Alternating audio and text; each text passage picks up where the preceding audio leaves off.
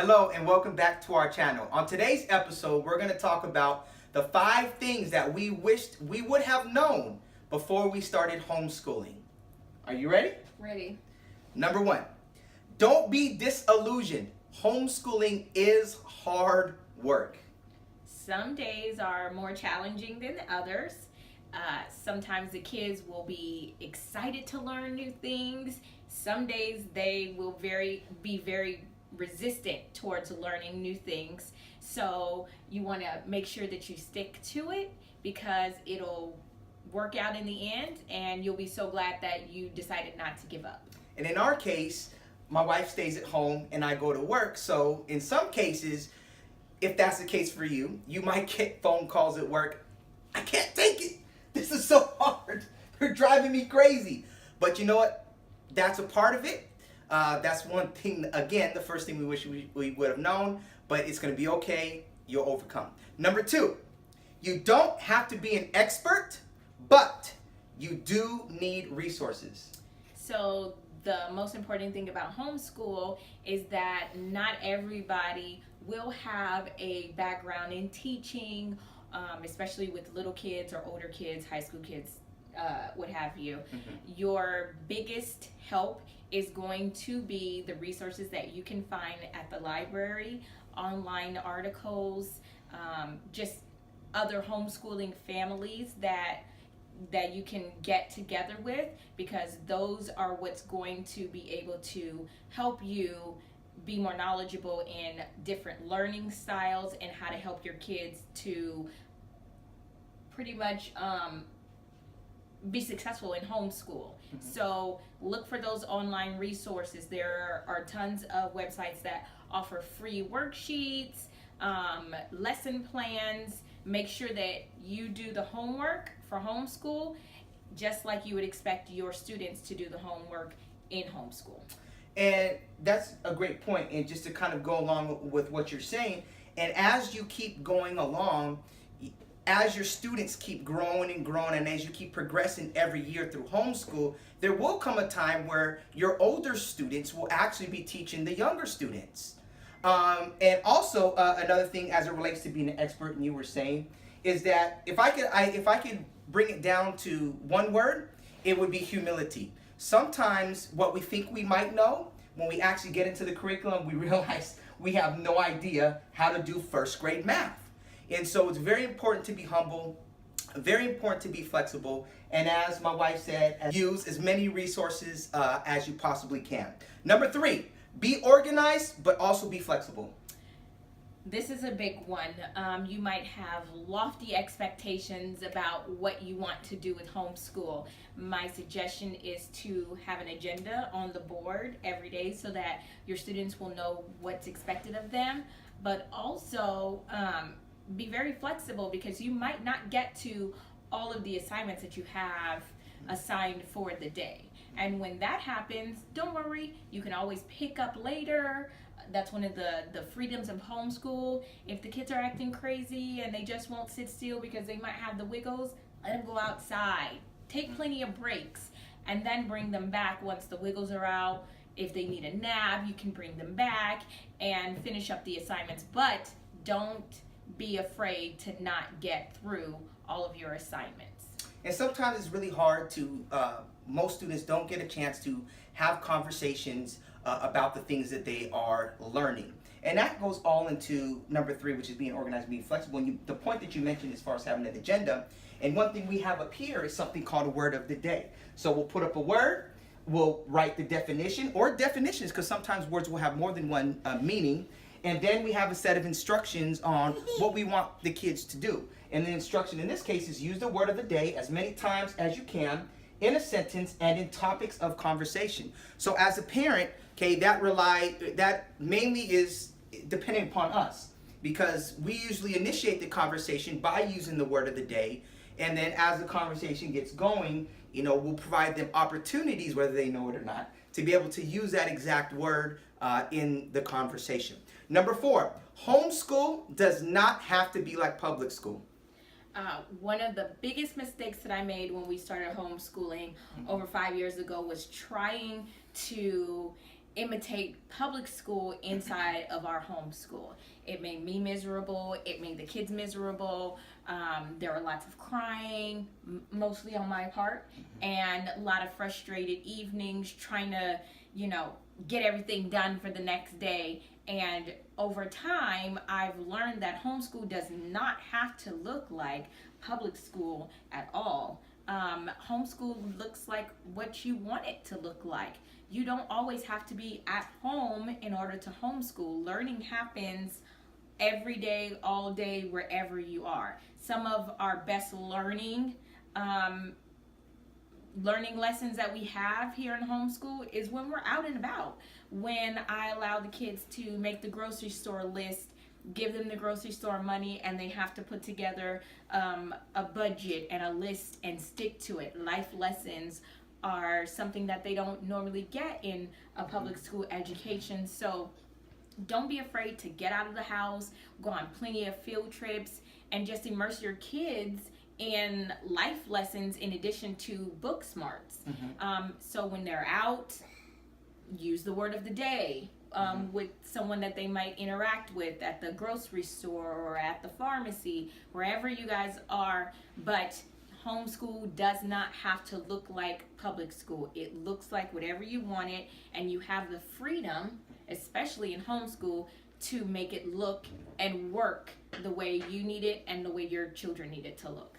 And I would say this will probably be one of the more difficult ones to overcome, but I encourage you and we encourage you to keep moving forward. And the reason why I say that is because most of us have been conditioned with traditional school.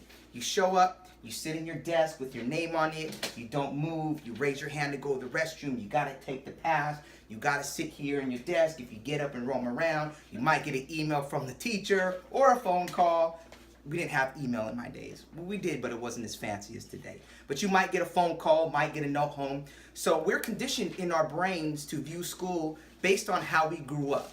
And as we enter into a new generation, and a new way of doing education, there's many terms out there, and one of them is education or school without borders, which means what?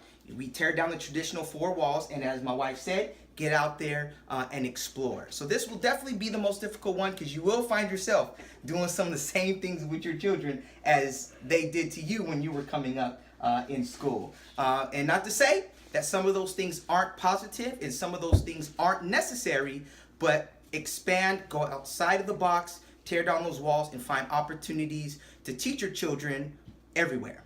Number 5, last one. Number 5, don't be afraid to throw away your curriculum. You are not married to any curriculum. If the curriculum is not working for you, scrap it.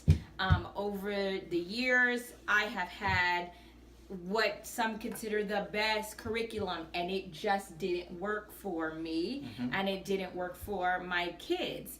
And so my advice is, if you're having difficulty understanding how to teach it to your children, chances are they won't understand what you're trying to teach them. Right. So don't be afraid to say, this is not working for me.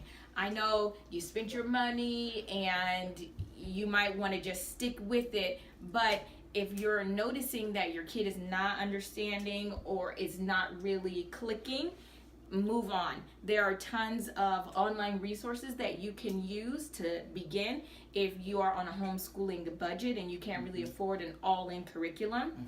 K-12, K12reader.com, education.com. There are a bunch of online websites that you can use that will generate free worksheets just in case you don't want to purchase a really big curriculum. Another thing is, if it works, stick with it. Right. If it works, stick with it. Don't switch it up. Kids are creatures of habits. They love structure. And so if you find something that really works with your kid, try to use that same curriculum as you move them up in their grades. So we have been using the same math curriculum for all of our kids for the past, 5-6 years? Somewhere around that. And I have found that it works. It helps me.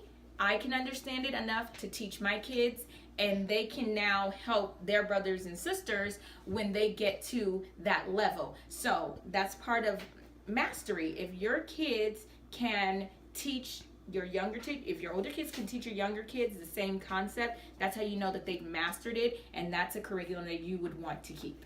Right.